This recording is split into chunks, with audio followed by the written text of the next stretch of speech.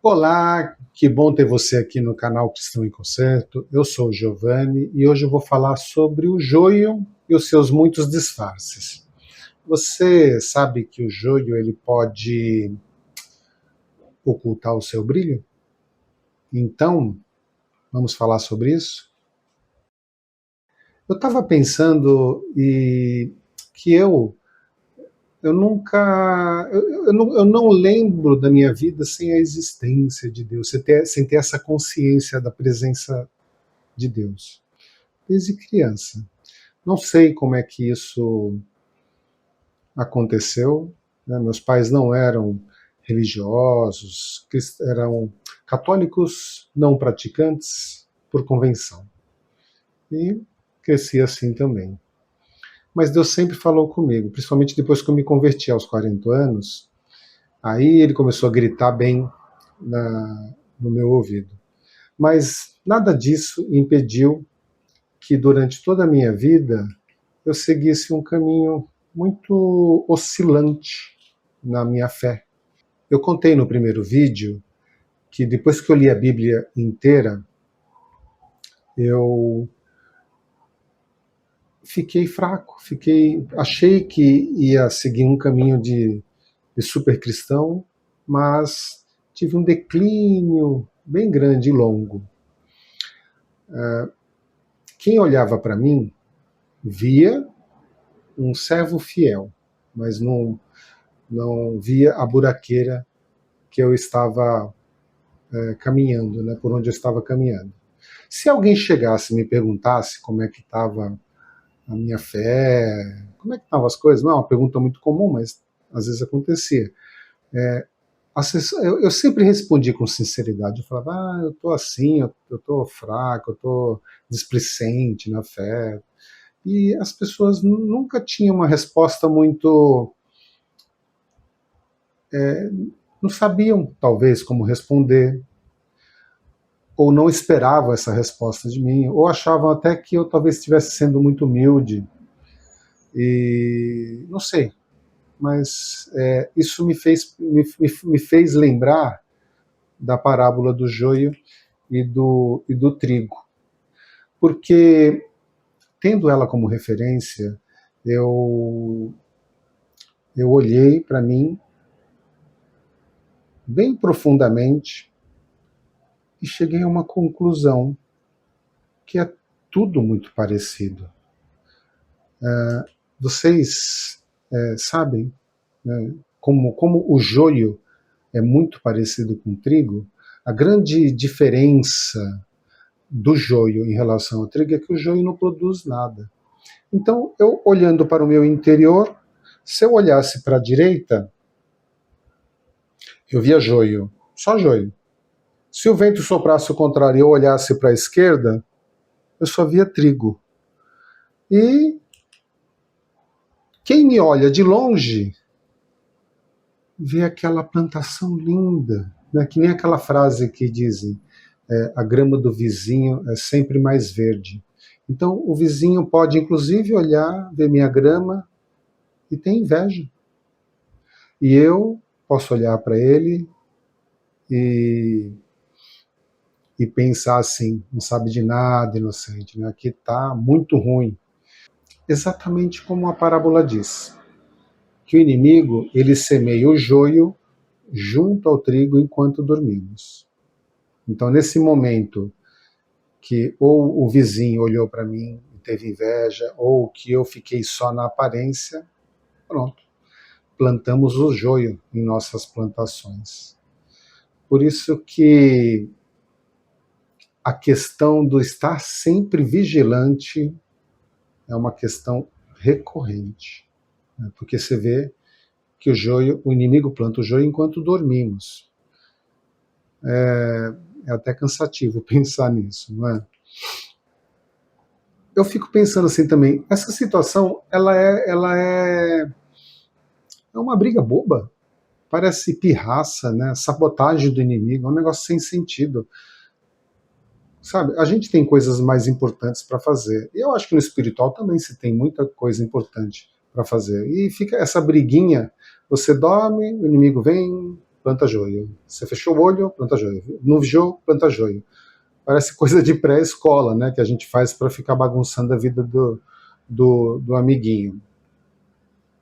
E eu fiquei pensando nisso, escrevendo o script aqui para esse vídeo, vários dias.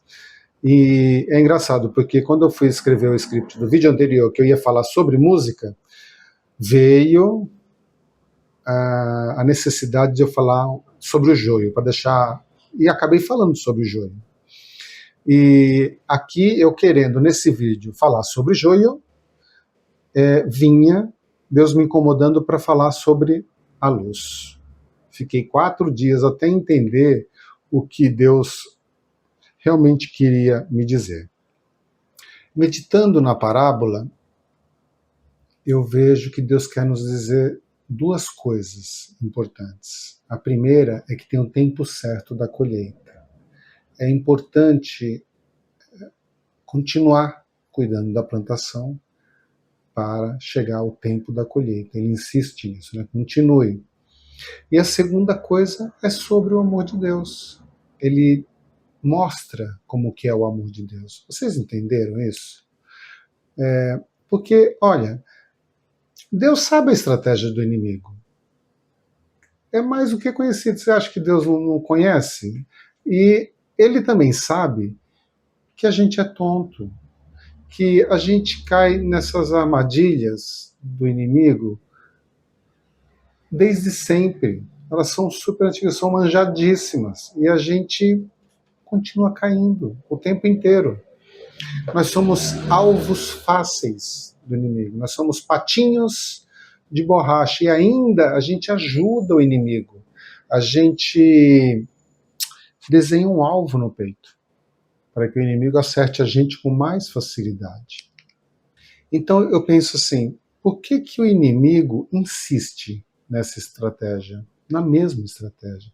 Nós somos facilmente influenciáveis desde o paraíso, não é? Nós somos bobões, infantis no espírito. E eu, pensando nisso, a minha conclusão é de que o inimigo, ele quer fazer Deus desistir da gente, né? Através desses nossos atos displicentes, fazer Deus perder esse amor todo por nós, mostrar para Deus que nós não somos um bom investimento. Mas Deus deixa muito claro nessa parábola que ele é fiel, que ele sabe que a gente desiste fácil. Inclusive, quantas pessoas você conhece que não se desviaram do caminho do Senhor? Todo mundo conhece alguém.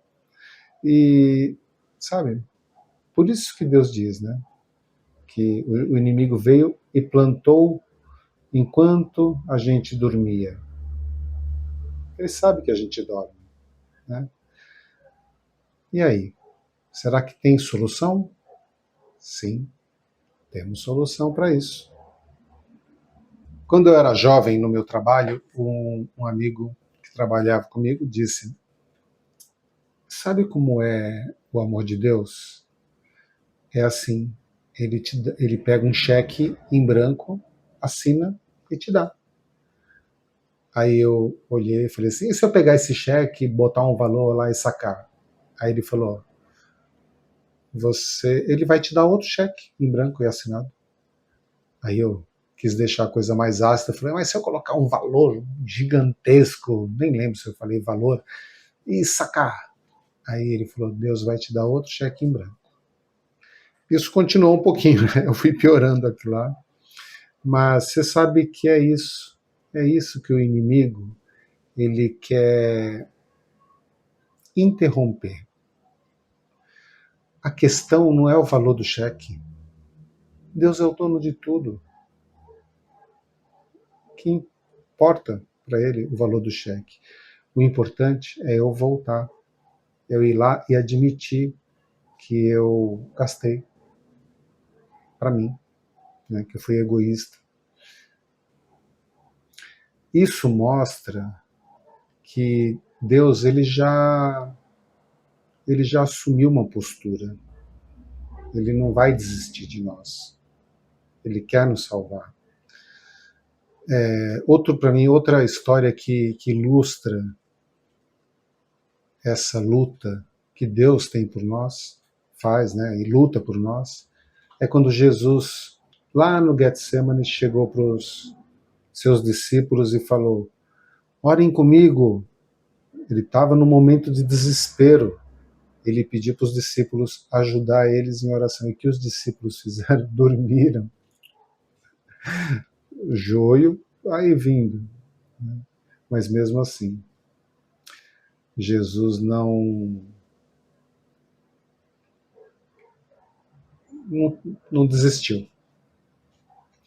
Você vê, Jesus ficou sozinho e não desistiu. Sabe, ele é Deus. Ele não precisava fazer nada disso. Ele não precisava esperar a gente. Ele podia, inclusive, resolver isso aí estalaria um dedo e estaria tudo resolvido, dava um reset geral. Mas ele quer nos salvar. Você vê como Deus, a gente não tem noção do que é o Deus, do poder de Deus, né, da eternidade de Deus. A gente não tem. Assim que Adão e Eva pecaram, que o Deus ficou sabendo, ele não fez assim: oh, meu Deus, o que eu vou fazer agora? Não, ele já chegou com a solução. Ele já falou lá: ó, vamos fazer isso, isso, isso. A cobra vai vir, vai morder o pé de... a mulher vai ter dor de parto, né? Só que essa receitinha tem uma coisa aí, o tempo. Isso vai tomar um tempo. Né? Por quê? Porque o tempo não é uma necessidade de Deus. É uma necessidade nossa. Nós precisamos do tempo. Compreende? O tempo. A quarta dimensão, né, que tem o Einstein diz lá, né, teoria da relatividade, espaço-tempo, curvatura do espaço-tempo e suas implicações. Sabe? Você pensa muito nisso? Normalmente as pessoas não pensam muito nisso. Esse tempo, ele foi roubado de nós. Porque o tempo era um item da nossa receita. Deus estava ali produzindo o homem, preparando o homem. E ia ter um tempo. Então você imagina, Deus foi lá, pegou o barro, fez o homem, formou da terra, aí depois soprou o espírito nas narinas do homem, o homem lá, veio lá o bonecão, o bebezão, e começou a passar tempo com Deus. Né? Passou um tempo com Deus lá, e Deus querendo dar discernimento. Então falou para o homem: deu nome para tudo que você vê. Então ele começou a dar nome para os animais. Tempo de qualidade. Né? Me permitam um devaneio agora. Né? Então, o que aconteceu? Numa das aulas, que inclusive tinha que ter tempo para Deus curtir, para o homem aprender, o homem e Deus ia chegar embaixo daquela árvore que ficava no centro do jardim. Os dois iam sentar na grama, olhar para a árvore, aquela árvore linda, com lindos frutos, porque diz que o fruto era agradável para os olhos. Então você imagina, a árvore, nela, Deus colocou nela todo o conhecimento do bem e do mal. E o fruto dela era lindo. Então, imagina o seguinte, imagina que eles ficaram sentados ali, olhando para a árvore, aí de repente a árvore virou um 3D, assim, um 4K. E Adão começou a entender que o equilíbrio que tinha entre o bem e o mal, produzia lindos frutos. Não é? De repente, não era o fruto que era interessante, que era para o homem comer, porque, inclusive, não se come o fruto de todas as árvores. Mas a árvore podia ser o ensino. Apreciar a árvore com o tempo, com Deus ali do lado. Né? Eu sei, né? Estou viajando. Mas, existe coisa até estranhas que acontecem. Porque, por exemplo, tinha uma cobra que ficava conversando com a mulher. Então, a minha árvore está dentro do esquema. Olha, lendo Gênesis 1, diz que no primeiro dia Deus criou a luz. Então a luz não existia? Talvez não desse jeito que a gente vive ela. Porque Lúcifer era um anjo de luz. Então, talvez no espiritual, a luz não esteja assim no ambiente, esteja no ser. Outra coisa, por exemplo, os nossos olhos só enxergam a luz. Tudo que a gente vê é o reflexo da luz em algum lugar. Sem a luz, os nossos olhos só servem para cair cisco. Então, essa relação espiritual da luz, né? Olha que interessante. Até 50%, tem uma pesquisa que diz que entre 30% e 50% do nosso cérebro é dedicado a processar o visual, ou seja, para trabalhar com a luz, identificar e por aí vai. Porém, a luz, esses 50%, tanto poder de processamento, não tem uma influência grande no espiritual. Porém, a voz, o nosso auditivo, ocupa apenas 8% do nosso cérebro. Mas tem uma forte influência espiritual. Né? Interessante? Então, a luz influencia muito o nosso corpo, mas não influencia tanto o espiritual. E a voz não influencia muito o corpo, mas influencia muito o espiritual.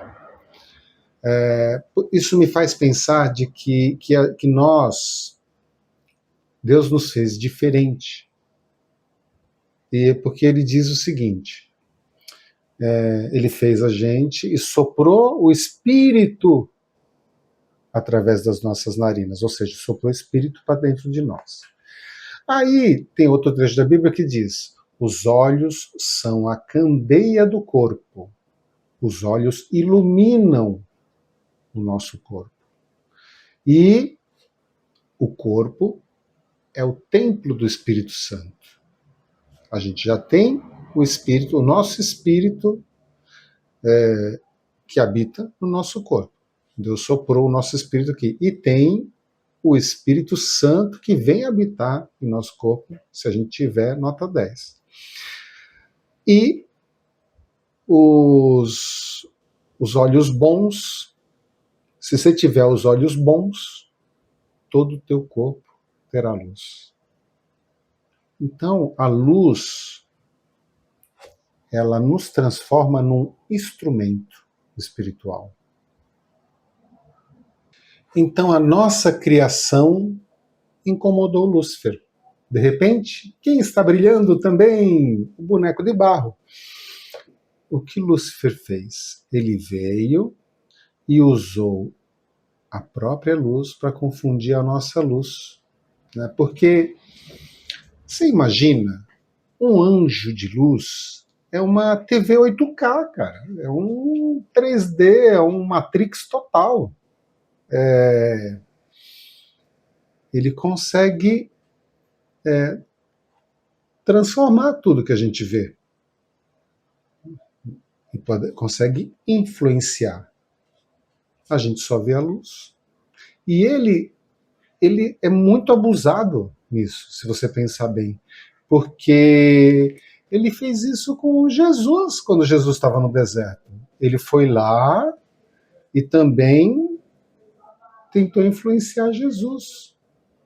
Mas por que deu errado com Jesus? Porque Jesus sabe quem ele era.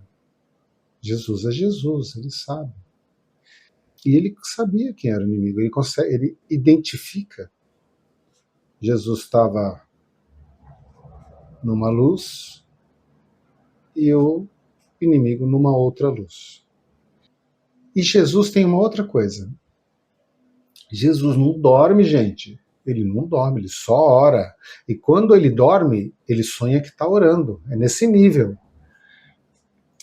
A gente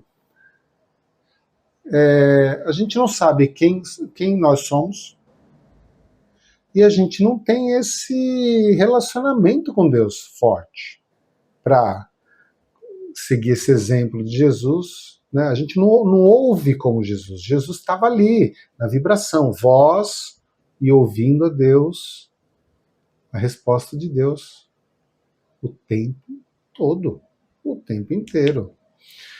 Acho que foi anteontem, eu vi uma postagem que eles pegavam um vidrão grande, iam colocando um determinado óleo, bem branco, bem branquinho, e dentro desse vidro tinha um jarro, outro jarro de vidro. Então eles falavam o seguinte: a refração da luz do óleo tal, que era aquele óleo que eles estavam usando, é igual à refração da luz do jarro de vidro. Então, conforme eles iam enchendo, quando cobriu o vaso desapareceu, ficou invisível, completamente invisível. Você não enxergava, né, dentro daquele pote. Você conhece as leis da refração da luz? Não, eu também não. Tá? Então não é uma coisa importante. Mas isso me fez pensar uma coisa interessante.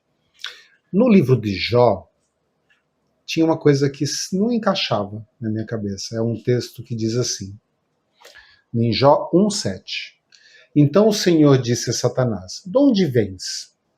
E Satanás respondeu ao Senhor e disse: de rodear a terra e passear por ela. Eu sempre achei essa frase de Deus falando assim: de onde vens? Meio irônica, né? Deus sendo irônico. Isso nunca encaixou muito bem. Né? Parecia conversinha de corredor. Eu não vejo Deus tendo uma conversinha de corredor. Mas eu pensei nisso. O inimigo, ele consegue se esconder na própria luz. A luz esconde a luz por causa da refração. Então eu pensei que Jó, esse trecho de Jó, quer dizer isso. O inimigo fica andando por aí sem ser visto, até no espiritual. Ok, então agora a gente volta para o joio. Você acordou, olhou para o teu campo e viu o joio. O que vai acontecer automaticamente? Tem ideia? Você só vai ver o joio. Tudo será joio. Você só vai pensar no joio. A tua vida virou o joio. Aí Deus diz assim: você sabe, olha, Deus falando para você, não mexa no joio. Não mexa no joio. Deixa ele aí. Cuida do campo. Rapaz, qual vai ser a tentação de você ir lá e mexer no joio? Você. Aqui, porque é isso que o inimigo faz. Ele vai fazer com que sua visão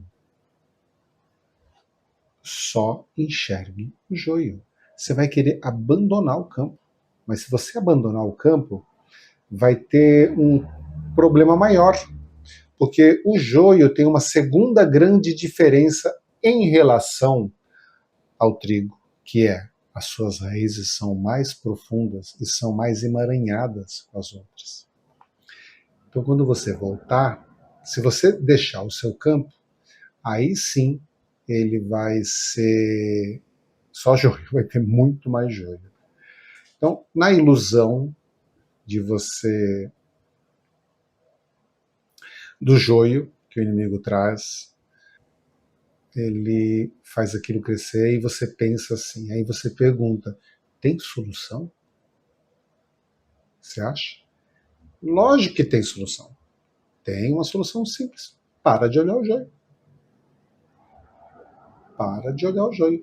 O joio é a nova maçã. Não tem a brincadeira que o pessoal fala o laranja é o novo preto? Então, o joio é a nova maçã. É, né? É assim que fala. Desconsidera. Não olha. O inimigo vai insistir para você olhar. Ele vai fazer de tudo. Ele vai, lembra, ele vai vir em 4K. Aquela imagem linda do joio gigante. E você pequenininho atrás do joio. O seu trigo, ó, pequenininho. O joio, grandão. E isso, e você não tem que olhar. Porque teve uma outra aula que ele roubou de nós, que é o não. Você pode falar não. Você pode falar, eu não quero o joio, eu não quero ver o joio, eu quero ver o trigo. Não. O não é espiritual. Não olhe para o joio e use o não. Você olhou para o seu campo e o joio está maior que o trigo. Sabe? Alguém te decepcionou, você tem mágoas, ressentimentos. Esse sentimento fez você começar a prestar atenção no joio. E você verbalizou isso. Você foi e comentou com alguma outra pessoa. E você acabou de transferir para o espiritual. Por isso que Deus fala, cuida do campo. Olha para o seu trigo. Esse é o seu foco. Esse deve ser sempre o seu foco. Concluir. Chegar até a colheita. Esse é o momento mais importante. Tem uma história interessante. Eu sonhei em morar num sítio e consegui alcançar esse objetivo. Eu fui morar num sítio, zona rural de Jundiaí. E um dia eu estava lá no sítio, peguei um chapéu de palha, né? Tem que ter um chapéu de palha. O chapéu de palha te confere uma autoridade, um poder. Botei o chapéu de palha, catei uma enxada e falei assim, mulher, eu vou carpir. Saí para carpir. 5.000 metros quadrados. Mato alto. Quase na minha altura. Comecei a carpir. Fiquei a tarde inteira carpindo, gente. Carpi a tarde inteira. Fiz um buraquinho de 5 por 5. 5 metros por 5 metros. Dava 25 metros quadrados. Ó, cabia 2 carros dentro desse buraquinho. Olhei para o lado e tinha uma montanha de mato de uns 2 metros de altura. Fiquei olhando para aquilo, falei, o que eu vou fazer com isso? E larguei lá. Passou uns dias, eu voltei lá para olhar, o mato continuava lá, seco dessa vez, e já tinha mato crescendo novo. Porque não se deve carpir em época de chuva, porque se chove, o mato cresce tudo rápido. E é verdade, eu comprovei isso, é um fato. Então, não se contente com a luz ambiente. A luz, o inimigo, ele pode se esconder nessa luz. Busque a Deus, procure a Deus, encha-se de Deus, ouça Deus.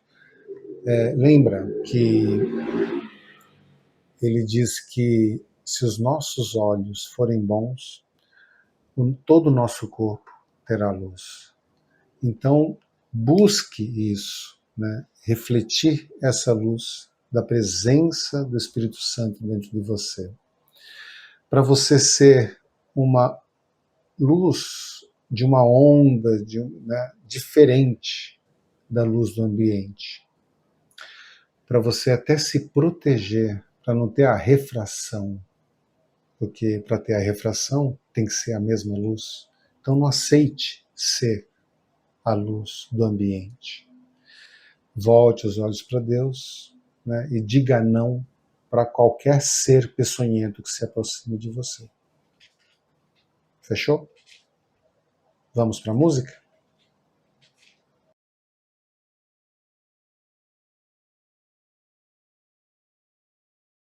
Visivelmente estava perfeito, mas havia joio em mim. As exceções, as permissões abriram brechas, sim. Me imaginei tão intocável, mas no caminho eu me perdi. Sem nenhum zelo e distraído, eu permiti o joio em mim.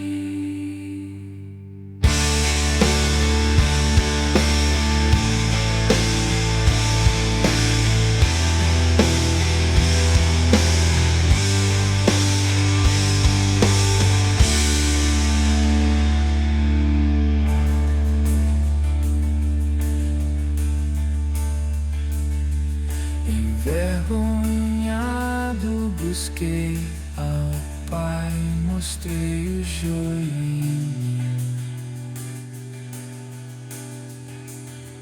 Mais uma vez me acolheu, me curou como sem fim. Senti a cura crescer, a fé. Ele me disse: vá até o fim. E no momento da sua colheita, separaram o joio e será o fim.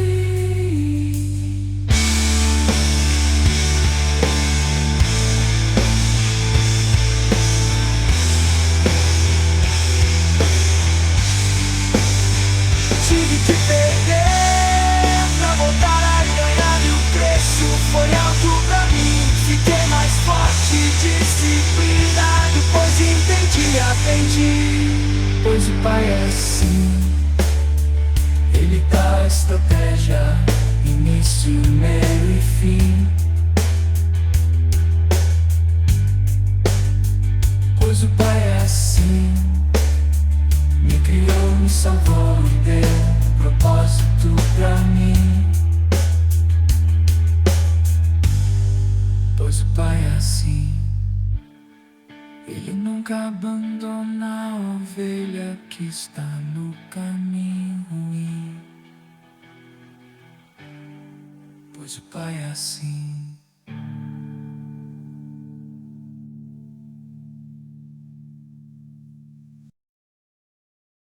E aí, pessoal, curtiram? Eu espero que vocês tenham gostado dessa música. E foi engraçado, eu fiquei uns 4 dias escrevendo o script para esse vídeo e lutando, porque eu já comecei escrevendo sobre luz, e eu pensei, não, eu tenho que falar sobre joio, e fiquei nessa luta.